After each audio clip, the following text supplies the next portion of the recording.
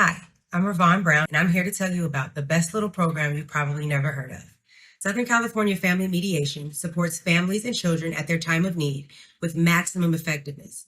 Of all the organizations helping families through the Juvenile Court process, only Southern California Family Mediation has kept thousands of young parents and children from returning to the system since 2014.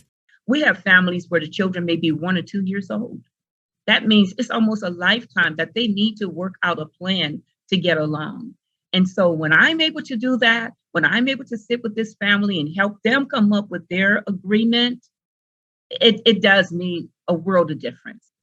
By providing day-long agreement creation workshops, these heroic volunteers help parents communicate respectfully and problem-solve successfully, breaking these generational cycles of violence afflicting children, families, and communities. As a board member, I think I can just bring to the other board members who are not mediators, the real fact of what's going on and how our organization is providing assistance to the families.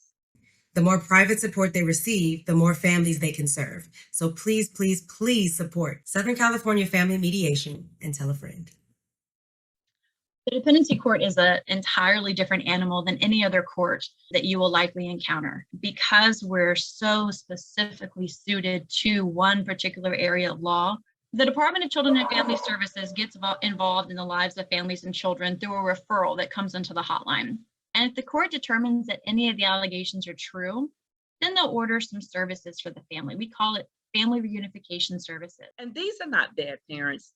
A lot of them are loving parents, arguing in front of the children, fighting in front of the children. The parents feel that they're not harming their child or the children, but in fact they are, because we have to remember our children imitate us. They grow up and they be the same way. So yes, it's very important. Some of them are just ugly custody disputes where the people had a beautiful child together, but they hate each other. It's traumatic for everybody involved.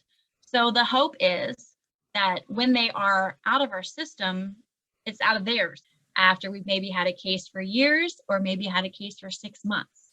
And we've already had 3 hearings in court where the parents have argued about who gets the kid which days, but we've all said that both parents are safe.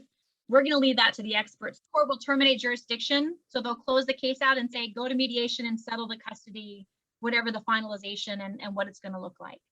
If there's no detailed plan, more than likely they're going to be back into the system. It's not something that just helps the parents and help the community. Overall, it helps our society as a whole. And I love to see that. The courts love to see that. And that really pushes the case along a little bit faster in terms of that you see the difference. You see the difference because they're like, oh my gosh, sometimes it takes a minute for somebody else to get involved to realize I need help. We will congratulate them and tell them, you just graduated because you came up with your own agreement. And then they can go out and they say, oh, we did it. I did it. And so that's good because the kids know their parents went in there to come up with something and to come out of the mediation and say, we came up with the agreement, not the mediators, but we as your parents came up with an agreement. I think that benefits the children a lot. If they're coming up with their own agreement, how can they be upset at their agreement? It's their agreement.